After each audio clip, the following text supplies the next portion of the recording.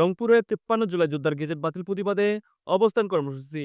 আজ মঙ্গলবার সকাল ১০ ঘটিকায় রংপুর জেলা প্রশাসকের কার্যালয়ে এই অবস্থান কর্মসূচি পালন করা হয়। এ সময় বক্তারা বলেন, জুলাই আন্দোলনে যারা রাজপথে জীবন বাজি রেখে অংশ নিয়েছিলেন তাদের স্বীকৃতি বাতিল করা অন্যায় ও অমানবিক। অবিলম্বে গেজেট বাতিলের সিদ্ধান্ত প্রত্যাহার করে জুলাই যোদ্ধাদের ন্যায্য স্বীকৃতি ফিরিয়ে দেওয়ার দাবি জানান তারা।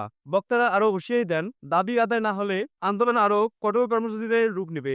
আমাদের আহত ভাইদের গ্রেজেট বাতিল হয়ে গিয়েছে 2 মাস হইলো।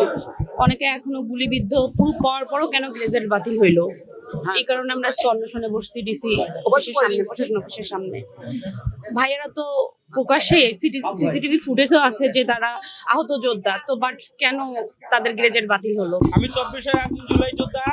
আমার বাসার কাছে আমি রংপুরে 18 জুলাই রংপুরে রোকেয়া বিশ্ববিদ্যালয়ের সামনে আমি গুলিবিদ্ধ হওয়ার পরে এখন আমার শরীরে বুলেট আছে, আমার মেডিকেল ডকুমেন্ট আছে, মেডিকেলে এখনো লিস্টে আমার নাম আছে, আমার সবকিছু ডকুমেন্ট থাকা অবস্থায় আমাদেরকে এখনো গ্যাজেট থেকে বাতিল করা হয়েছে। যে আমাদের এই ভাইয়ের শরীরে এখনো 40টার উপরে বুলেট আছে, তাকেও এখনো গ্যাজেট থেকে বাতিল করা হয়েছে।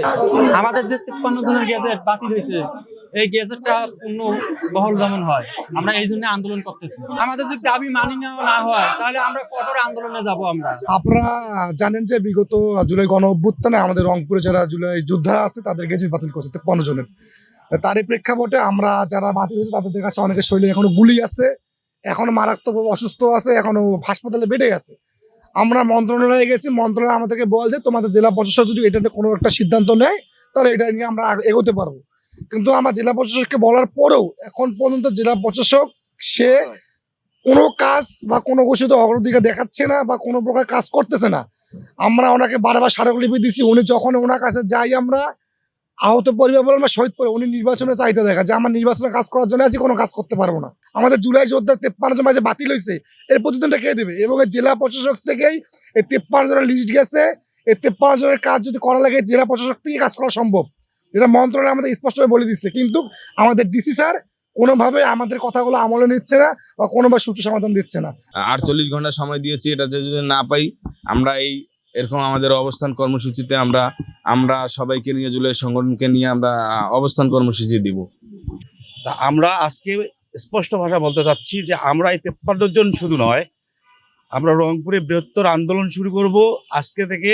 অবস্থান কর্মসূচি থেকে সামনে ধারাবাহিকভাবে যে প্রক্রিয়ায় আমাদের সঠিকভাবে আমাদের জুলাই যোদ্ধার প্রক্রিয়ায় বাছাইকরণ আবার যদি করতে হয়, তদন্ত করে আবার পুনরায় ফেরতের দাবিতে আমাদের যা যা করা লাগে আমরা সামনে এটা নিয়ে বৃহত্তর আন্দোলন করবো ইনশাল্লাহ। কর্মসূচিতে রংপুর জেলার বিভিন্ন এলাকা থেকে আসা জুলাই যোদ্ধারা অংশ নেন।